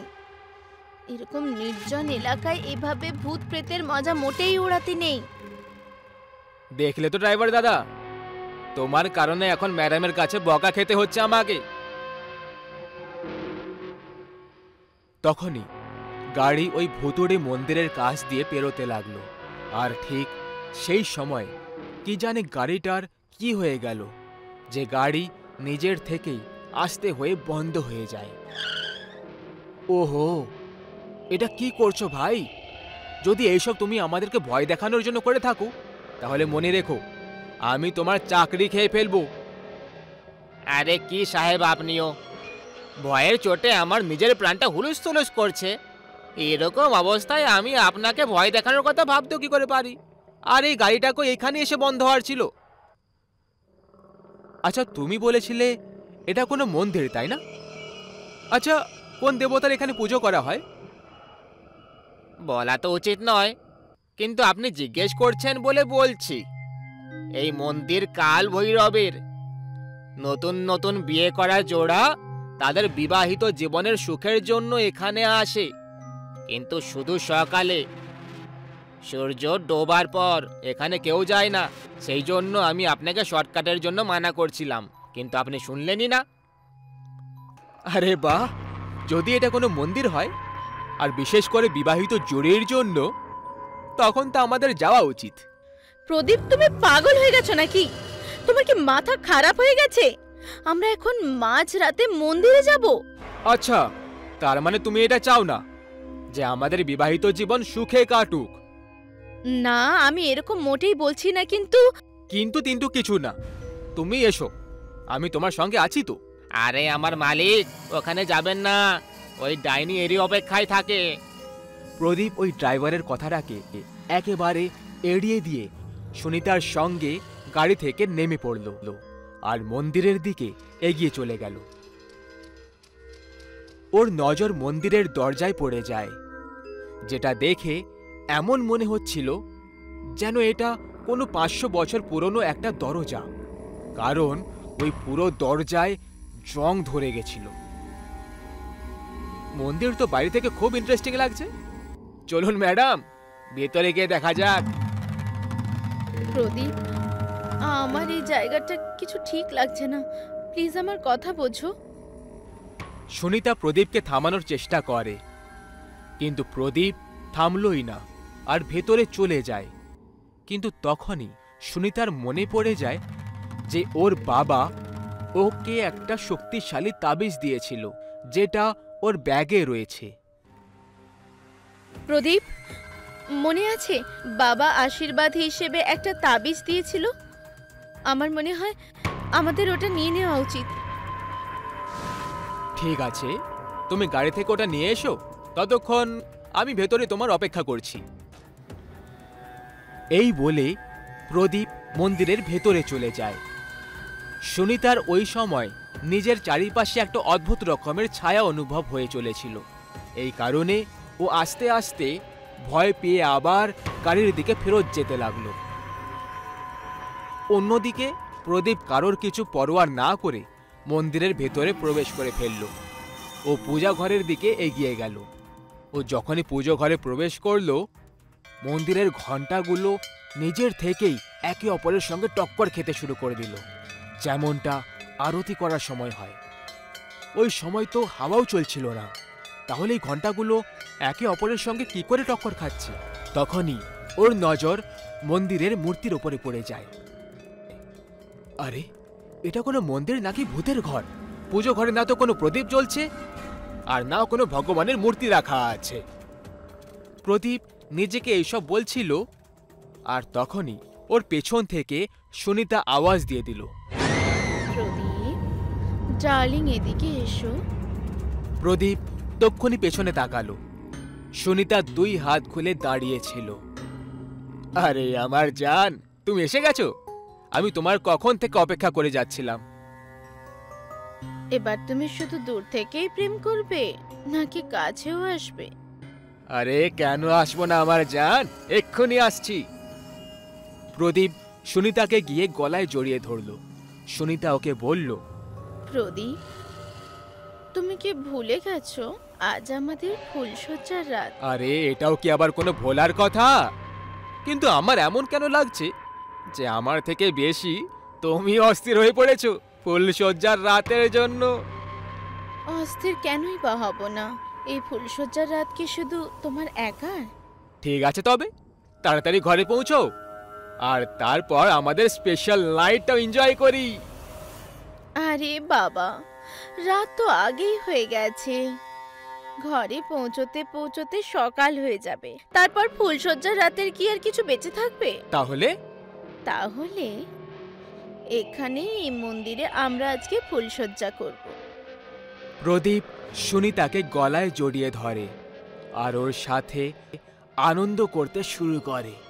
কিন্তু তখনই প্রদীপের নজর ওপরে টাঙানো কাঁচের ঝালরে পড়ে যায়, যেটা দেখে প্রদীপকে খুব জোরে ঝটকা লেগে যায়। ও সুনিতার শরীরের জায়গায় একটা ডাইনির ভয়ঙ্কর চেহারা আর নোংরা শরীর দেখতে পাচ্ছিল, অথচ বাস্তবে ও সুনিতা ছিল। প্রদীপ বুঝতে পেরে যায় যে ও নিজের ফুলসজ্জা সুনিতার সঙ্গে নয়, বরং কোনো ডাইনির সঙ্গে মানাচ্ছে। তুই কে? ছাড় আমাকে, তুই তো একটা ডাইনি। প্রদীপ ওই ডাইনির কাছ থেকে সরার অনেক চেষ্টা করে, কিন্তু ও এরকম করতে অসফল হয়ে যায়। আর আস্তে আস্তে ওর খুব জোরে যন্ত্রণা হতে লাগলো।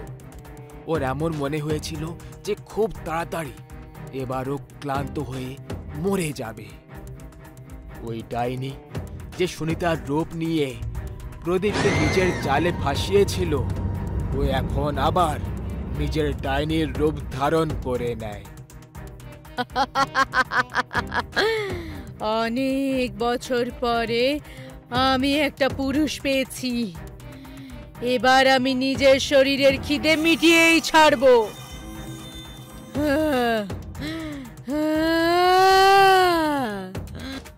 প্রদীপ যন্ত্রণায় ছটপট করতে লাগলো। সৌভাগ্যক্রমে তখনই ওখানে সুনিতা পৌঁছে যায়। প্রদীপ, এ তুমি কি করছো? সুনিতা প্রদীপকে ওই ডাইনির সঙ্গে একসাথে শুয়ে থাকতে দেখে ফেলে। ও তখনই নিজের তাবিজটা প্রদীপের দিকে ছুঁড়ে দেয়, যে জন্য ওই ডাইনি পুড়ে যেতে লাগলো আর প্রদীপকে মুক্ত করে দিল। তারপর প্রদীপ আর সুনিতা দৌড়তে দৌড়তে গাড়ির দিকে চলে যায়, যেখানে তাদের ড্রাইভার গাড়ি স্টার্ট করে দেয়। শুরুতে তো গাড়ি স্টার্টই হচ্ছিল না, কিন্তু প্রার্থনা করার পরে গাড়ি স্টার্ট হয়ে গেল আর ওরা সবাই ওখান থেকে তাড়াতাড়ি কেটে পড়ল। যখন ওই এলাকাটা শেষ হলো, তখন প্রদীপ সুনিতাকে সবকিছু খুলে বলে, আর তারপর ওদের ড্রাইভার ওদেরকে বলল, সাহেব, এই জন্য আমি আপনাকে মানা করেছিলাম। আপনারা শহরের লোক, আপনারা এখানে সত্যি জানেন না, কিন্তু এখান থেকে যারা আসা যাওয়া করে আর যারা এখানে বসবাস করে এই কথাটা জানে যে এখানে কামুকতার ক্ষুধার্ত ডাইনি বসবাস করে, যেখানে সব পুরুষদেরকে সুন্দর কন্যা আর তাদের স্ত্রীর রূপে দেখা দেয় আর তাদের সঙ্গে নিজের ফুলসজ্জার রাত কাটায়, আর তারপর তাদেরকে মেরে এই মন্দিরের ছাদে এনে ঝুলিয়ে দেয়। সবাই বলে এই ডাইনির ফুলসজ্জা অসম্পূর্ণ রয়ে গেছিল, যে কারণে এ আজও নিজের ফুলসজ্জা পুরো করতে চায়, কিন্তু আজ অবধি করতে পারেনি। এই জন্য এখান থেকে যারা পার হয় আজকেও তাদের উপর কড়া নজর রাখে। ভাই বিবেক, দেখ তো আমাদের ভিডিওস কতজন লোক দেখেছে। আরে বাপরে, যদি এইভাবে চলতে থাকে তাহলে আমরা খুব তাড়াতাড়ি ফেমাস হয়ে যাব। আমার তো মনে হয় আরো ভালো ভিডিওস বানানো উচিত, আর আরো ভয়ের। অন্য কয়েকটা লোকেশন চাই যেটা কেউ কখনো দেখেনি আগে। যদি এই কথাই হয় তাহলে চল পুরনো কেল্লায়। একদম ইউনিক জায়গা ওটা, আজ পর্যন্ত কেউ এক্সপ্লোর করেনি। তুই পাগল নাকি? সবাই বলে যে ওখানে ভূতের বাস। ভূত কিছু হয় না রে ভাই। আর যদি আমাদের ফেমাস হতেই হয় তাহলে এরকম অ্যাডভেঞ্চারাস ভিডিও তো ঢালতেই হবে। ভেবে নে, ভয়ের আগে জিত হয় আমার বন্ধু। এই দেখ ভাই, এই ভিডিওটা পুরনো একটা কিল্লার, এতে মিলিয়ন ভিউজ এসেছে। সমর যে ভিডিওটা দেখালো তাতে নির্জনতার আওয়াজ ছিল ভয়াবহ, এমন যেন পুরনো কেল্লায় হাওয়া পর্যন্ত লোকেদের আত্মাকে কাঁপিয়ে তুলত। ঠিক বলেছি না? যদি আমরা রাতের ভিডিও ছাড়ি তাহলে এক রাতের মধ্যে ফেমাস হয়ে যাব, তারপর টাকার টাকা হবে। চল ঠিক আছে, যাওয়া যাক। পুরনো কেল্লার ব্যাপারে অনেক ভয়ের গল্প ছিল, কিন্তু সমর আর বিবেকের মনে হচ্ছিল যে এই সব মিথ্যে, মন গড়া সব কাহিনী। অটো, কোথায় যেতে চাও ভাই? পুরনো কেল্লায়। সন্ধে হয়ে গেছে, এই সময়টা ঠিক নয় পুরনো কেল্লায় যাওয়ার জন্য। ভাই, প্রত্যেক দিন কারো না কারো মৃতদেহ পাওয়া যায় ওখানে, আর শুনেছি কোনো এক আত্মা রয়েছে যারা লোকেদেরকে তিলে তিলে কষ্ট দিয়ে মেরে দেয়। ব্যাস ব্যাস, না যাওয়ার হলে যেতে হবে না, কিন্তু ভয় দেখাইও না। তুমি নিজের চোখে কি কিছু দেখেছো? না, শুধু শুনেছি। একদম, সবাই শুধু শুনেছে, কেউ কিচ্ছু দেখেনি। তুমি যদি পুরনো কেল্লায় না যাও তাহলে অন্য কেউ যাবে। ওখানে কেউ যাওয়ার জন্য তৈরি হবে না। যদি বেশি টাকা দেওয়া হয় তাহলে তুমিও যাবে। ভেবে নাও, যদি অন্য কেউ যায় তাহলে গতিটা তোমারই হবে। ঠিক আছে ঠিক আছে, বসে পড়ো। সব শেষে সমর আর বিবেক অটোওয়ালাকে পুরনো কেল্লায় যাওয়ার জন্য মানিয়ে ছাড়ল। এদের মধ্যে কেউই জানে না যে এদের সঙ্গে এর ফলে কি হতে চলেছে। কেল্লায় সত্যি কি কোনো ভূত রয়েছে ভাই? আমি তো বেশি কিছু জানি না, কিন্তু শুনেছি একটা ছেলে আর একটা মেয়ে একটা পুরনো কেল্লায় গেছিল। মেয়েটা বিয়ের আগেই গর্ভবতী হয়ে গেছিল। এই রহস্য সবার সামনে চলে আসার কারণে ছেলেটা মেয়েটাকে কষ্ট যন্ত্রণা দিয়ে ওই কেল্লাকে ছেড়ে দিয়েছিল। দারুণ গল্প মাইরি। আমাকে ভয় লাগছে আর তোর হাসি পাচ্ছে। তুই কি পাগল নাকি? আমি তো এটাও রেকর্ড করে নিয়েছি, বিলটা পেয়ে যাব বন্ধু। আর বোকা, ভয় বাবা বন্ধ কর। যদি ওই ছেলেটার ওই কথাটা লুকিয়ে রাখার হতো তাহলে এখন সবাই এভাবে জেনে যেত নাকি? সব কিছু মন গড়া গল্প ভাই। তুমি ভুল বলছো ভাই। ওই মেয়েটার মরার কিছুদিন পরে ওই ছেলেটা পাগল হয়ে গেছিল আর ওর নির্দয়তার সাথে মরে যেতে হয়েছিল। এটা শুনে বিবেক চুপ হয়ে রয়ে গেল। ওর ভয় লাগছিল। ভাই, আমরা এখানে পৌঁছে তো গেছি, আমাদের বেশ কিছুক্ষণেরই কাজ আছে, ভিডিও বানিয়ে ফেরত চলে যাব। ঠিক আছে, তোমরা এখানে নেমে পড়ো। আমি কেল্লার ভেতরে যাব না, এখানেই তোমাদের অপেক্ষা করব। অটোওয়ালা ফেরত যাওয়ার টাকা পেয়ে যাবে, এটা ভেবে সে ওখানে থেমে গেল। সমর আর বিবেক কেল্লার ভেতরে চলে যায়। কেল্লা একেবারে শান্ত ছিল, যেন একদম নির্জনতার থেকেও স্তব্ধ ছিল। ওয়াও, কি দারুণ কেল্লা! চলে আয়, ভিডিও বানাবো। দাঁড়িয়ে দাঁড়িয়ে শুধু দেখতে থাকবি নাকি ভেতরেও যাবি? সমর ভিডিও শুট করছে, চারিদিকে অন্ধকারই অন্ধকার। আর হঠাৎ ও একটা চমকানো লাল চোখ দেখতে পেল। চিৎকার শুনে যখন বিবেক পেছনে ঘুরে তাকায় তখন সেও সেই একই লাল চোখ দেখতে পেল। বাঁচানোর জন্য পালাতে লাগলো, কিন্তু যখন ওরা গেটের সামনে এলো তখন আরে ভাই, বাঁচাও, বাঁচাও আমাদের। অটোওয়ালা আমি বলেছিলাম ভেতরে যেও না। আরে ভাই ওসব ছাড়ো, আমাদের সাহায্য করো আগে। অটো ড্রাইভার সমস্ত মিলে গেট খোলার জন্য চেষ্টা করতে থাকে। এই গেটটা ওরা খুলতেই পারল না। হঠাৎ কারো পায়ের আওয়াজ শুনতে পাওয়া গেল। সমরকে টানতে টানতে কেল্লার ভেতরে নিয়ে চলে যায়। বাঁচাও আমাকে, বাঁচাও। এটা দেখে বিবেক আর অটো ড্রাইভার হতভম্ব হয়ে রয়ে গেল। ওরা সবাই কিছুক্ষণের জন্য জড়ো হয়ে গেছিল। সমরের চিৎকার ওদের কানে গর্জন করছিল। দাদা আমাকে বাঁচিয়ে নাও, আমি তোমাকে অনেক টাকা দেব, আমাকে বাঁচিয়ে নাও প্লিজ, প্লিজ বাঁচিয়ে নাও দাদা। টাকার থেকে বেশি আমার জন্য আমার জীবন ছিল, চলে যাচ্ছি। দাদা প্লিজ বাঁচিয়ে নাও দাদা, বাঁচিয়ে নাও দাদা। অটো ড্রাইভার অটোতে বসতে বসতে করছিল। গেটটা খুলে গেল। অটো পেছনে মোড়ে গেটের দিকে তাকাতে আরে কোথায় গেল? কোথাও একেও এই আত্মাটা মেরে দিল না তো? হে ভগবান! অটো ড্রাইভার তার অটোর দিকে এগোল। দেখল যে বিবেক ড্রাইভিং সিটে বসে আছে। তুই এখানে কিভাবে? বিবেক কিছুই বলল না, শুধু অটো ড্রাইভারের দিকে একভাবে তাকিয়ে রইল।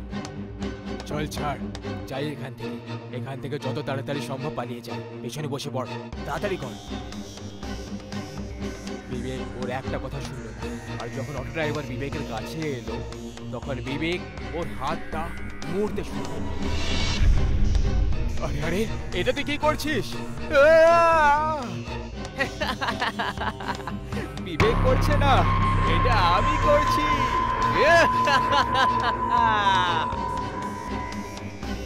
ছাড়, ছেড়ে দে আমাকে। তুই এখানে আমার নির্যাতনের তামাশা দেখতে এসেছিলি না? এবার তুইও ছটপট করতে করতে মরে যাবি আমার মতো।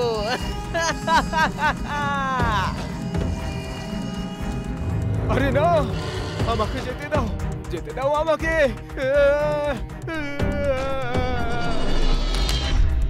বিবেক অটো ড্রাইভারের হাড় গোড় ভাঙতে শুরু করলো। ওর পুরো শরীর থেকে কড়মড় আওয়াজ আসতে লাগলো। আর প্রত্যেকটা হাড়ের আওয়াজের সঙ্গে ওর চিৎকার গর্জন করতে লাগলো।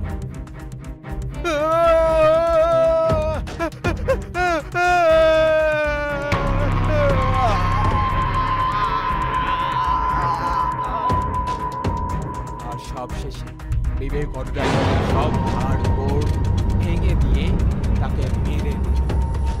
এখন শুধু বিবেক বেঁচে ছিল। বিবেক হাসতে হাসতে কেল্লা থেকে গর্তের দিকে এগোতে লাগলো।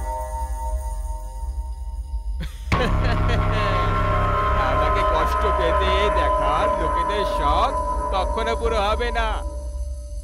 আমি সবাইকে কষ্ট দিয়ে তিলে তিলে মারবো।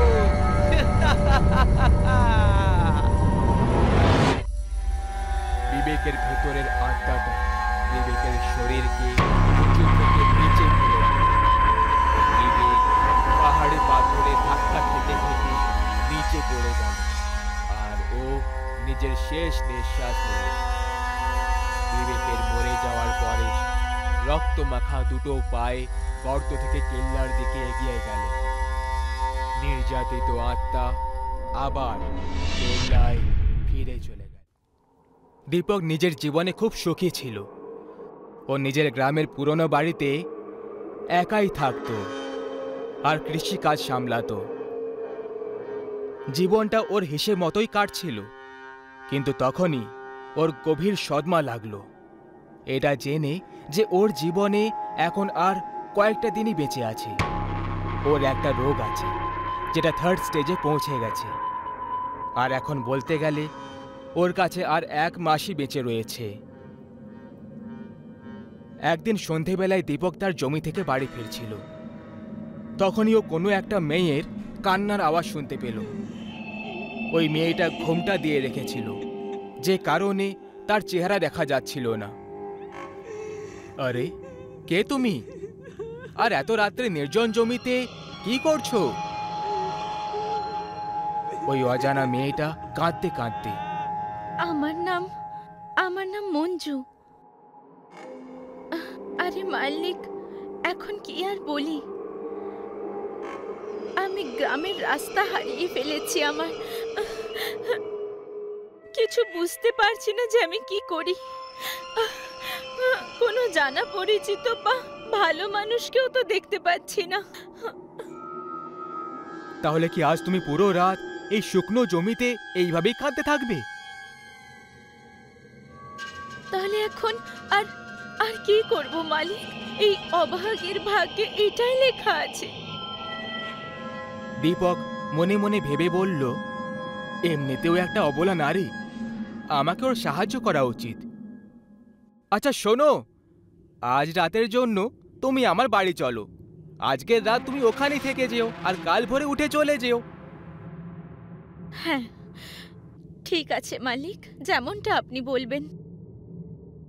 দীপক মঞ্জুকে এক রাতের জন্য জায়গা দিয়ে দেয়। পরের সকালে দীপক এক গভীর কিন্তু ক্লান্তি সহ রাত কাটিয়ে বিছানা থেকে উঠে পড়ে। ও যখনই সামনে এগোয়, ও মঞ্জুকে আয়নার সামনে চুল আঁচড়াতে দেখতে পায়। তাকে দেখে কিছু সময়ের জন্য তো দীপক তার প্রতি মগ্ন হয়ে যায়। দীপক মনে মনে বিড়বিড় করল, আহ, এ তো কোনো অপ্সরার থেকে কম নয় রে। গত রাতে ঘুমটা ঢেকে রাখার জন্য ও তার চেহারাটা দেখতে পায়নি, কিন্তু এখন যখন ও তার সুন্দর চেহারাটা দেখল, তো তাকে পছন্দ করে বসল। মালিক, এখন আমার যাওয়ার সময় হয়ে গেছে। আরে, এত তাড়াতাড়ি? চলো গরম গরম চা হয়ে যাক। দীপক চা তৈরি করে নিয়ে আসে। দীপকের পুরো ইচ্ছে ছিল যে ওর মনে মঞ্জুর জন্য কি চলছে সেটা বলে দেবে, কিন্তু ওর মধ্যে এত সাহস কোথায় ছিল? যাই হোক, দুজনে একসাথে চা খেলো, আর দীপক যেতে যেতে তাকে বলল, মঞ্জু, এখন আমরা ভালো বন্ধু হয়ে গেছি, তাহলে তুমি আসা যাওয়া করো আমার সাথে দেখা করতে। হ্যাঁ অবশ্যই, এবার আমি আসি। এর 2 দিন পর হঠাৎ দীপক খুব অসুস্থ হয়ে পড়ল। ওর কারো সাহায্যের দরকার ছিল। ওর কেউই আপন বলে ছিল না, আর না ওর কোনো পরিবার বলে ছিল। কিন্তু তখনই ওর মঞ্জুর কথা মনে পড়ে যায়। যখনই ওর মাথায় মঞ্জুর নাম মনে পড়ে, তখনই দরজায় একটা বেল বাজল। দীপক আস্তে আর ক্লান্তি সহ আওয়াজে, দরজা খোলাই আছে, ভেতরে আসতে পারো। দরজার বাইরে মঞ্জু দাঁড়িয়েছিল। সেই সময় ঘড়িতে রাত 10টা বেজেছিল। আরে মঞ্জু, তুমি এখানে এত রাতে?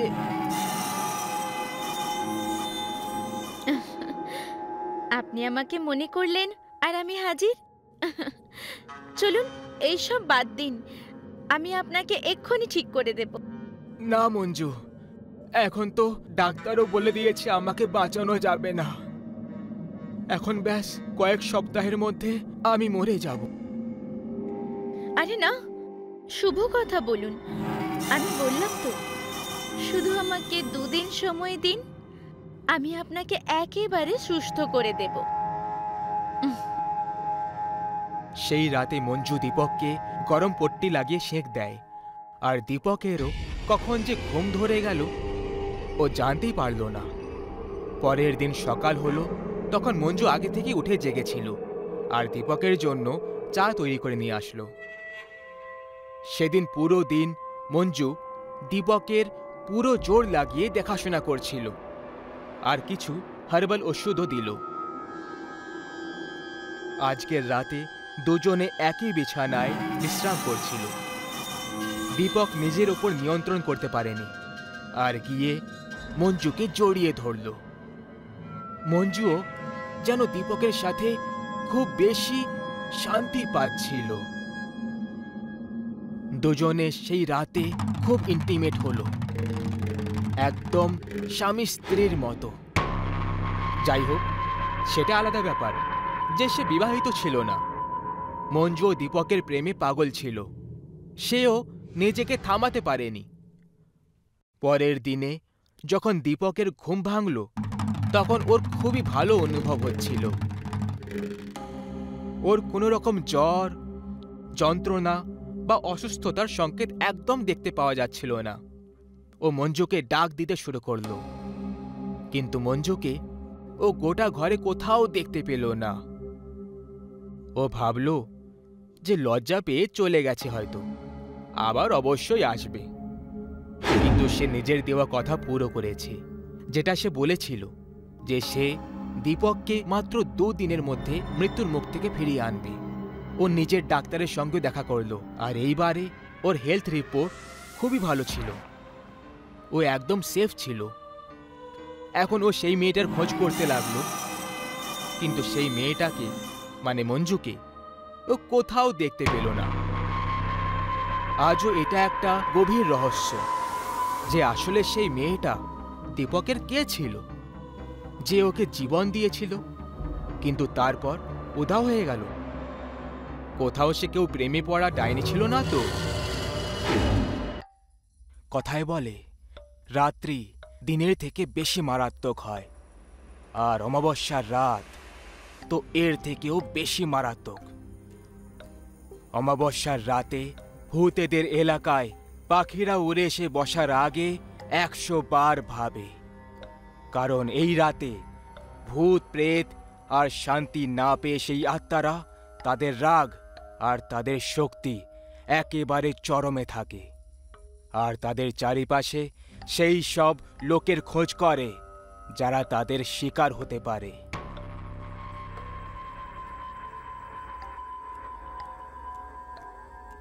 আরে দাদু, এই ভূত টুত কিছুই হয় না। তোমায় বলে রাখি, কাল যদি আমি সন্ধে অবধি শহরে না পৌঁছই, তাহলে আমার বস আমাকে চাকরি থেকে বার করে দেবে। দেখো খোকা, জব তুমি আরো অনেক পেয়ে যাবে, কিন্তু জীবন পাবে না। আমি তোমাকে বলছি, আজকের রাতটা থেমে যাও, কারণ আজ হলো অমাবস্যার রাত, আর আজকে ভয়ঙ্কর আত্মারা শিকার করার জন্য পাগল হয়ে ওঠে। দাদু, এবার তুমি আমাকে রেখে যেতে বাধ্য করো না, আর আমাকে যেতে দাও, আমার কিছুই হবে না।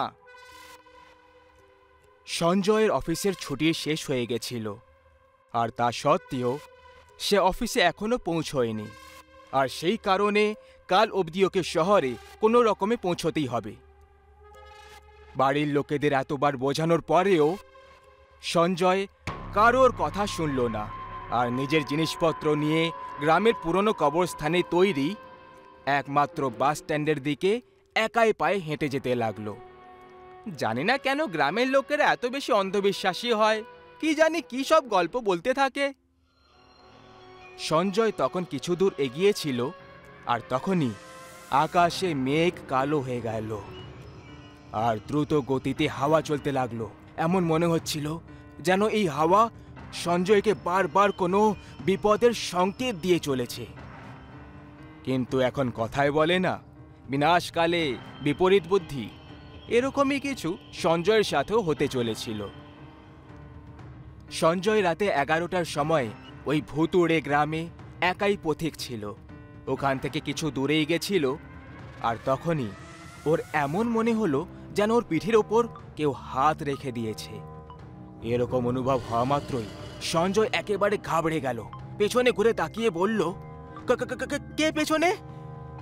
যখন সঞ্জয় পেছনে তাকালো, তখন ও কাউকে দেখতে পেল না। এরপরে ও নিজের সফর কন্টিনিউ করতে লাগলো। ও এখন এড়ো পথে পৌঁছে গেল। ওখানে 4টে রাস্তা একে অপরের সঙ্গে জোড়া দেয়। সঞ্জয় এড়ো পথ থেকে সোজা সামনের রাস্তার দিকে একটা লোককে দেখতে পেল, যে গায়ে শাল জড়িয়ে রেখেছিল। তাকে দেখে সঞ্জয়ের একটু আজব লাগলো যে এই লোকটা এত রাতে অকারণে মূর্তির মতো দাঁড়িয়ে করছেটা কি? সঞ্জয় কোনো রকম কিছু না করে ওখানে ওই শাল গায়ে দেওয়া লোকটার একদম কাছ থেকে পার হলো। ও সামনে এগিয়ে যাচ্ছিল, কিন্তু ওর বারবার এমন মনে হচ্ছিল যে আরও কেউ ওর সাথে সাথে ঠিক ওর পেছনে চলে আসছে। সঞ্জয় খুব বেশি ভয় পেয়ে গেছিল, কিন্তু তবুও সাহস করে পেছনে ঘুরে তাকিয়ে দেখল পেছনে সেই শাল গায়ে দেওয়া লোকটা দাঁড়িয়েছিল। সঞ্জয়ের ওই লোকটার বিহেভিয়ার অনেক আজব মনে হলো যে সে সঞ্জয়ের পিছু করছিল না তো। সঞ্জয় আবার নিজের রাস্তায় চলতে লাগলো, আর এইবারেও ওই শাল গায়ে দেওয়া লোকটা ওর সাথে সাথে চলতে লাগলো। যখন সঞ্জয় এগোয়, ওর ছায়া হয়ে ওই লোকটাও এগোচ্ছিল। যখন সঞ্জয় থেমে যায়, তখন ওই লোকটাও থেমে যায়। সঞ্জয় এবার এই সবের থেকে খুব বিরক্ত হয়ে গিয়েছিল, সেই জন্য এইবারে ও থামলো আর পেছনে ঘুরে ওই লোকটার ওপর জোরে চিৎকার করতে লাগলো। কে রে তুই? কোনো পাগল নাকি? এইভাবে অর্ধেক রাতের সময় আমার পিছু করছিস কেন? ওই লোকটা এটা শুনে কিছুই রিয়্যাক্ট করলো না, আর কিছু না বলে চুপচাপ দাঁড়িয়ে থাকলো। তার এই ব্যবহার সঞ্জয়কে আরো রাগিয়ে তুলছিল। এই কারণে সঞ্জয় ওর গলা থেকে শালটা খুলে দিল। তখন ওর একটা জোরদার ঝটকা লাগলো। ওর সামনে যে লোকটা দাঁড়িয়ে ছিল তার চেহারা পুরো পুড়ে গেছিল, আর চোখের তারা দুটো সাদা ছিল। ভূত! এটা বলেই সঞ্জয় ওখান থেকে পালাতে লাগলো। এইমাত্র ও একটা ভয়ঙ্কর চেহারাওয়ালা প্রেতকে দেখতে পায়।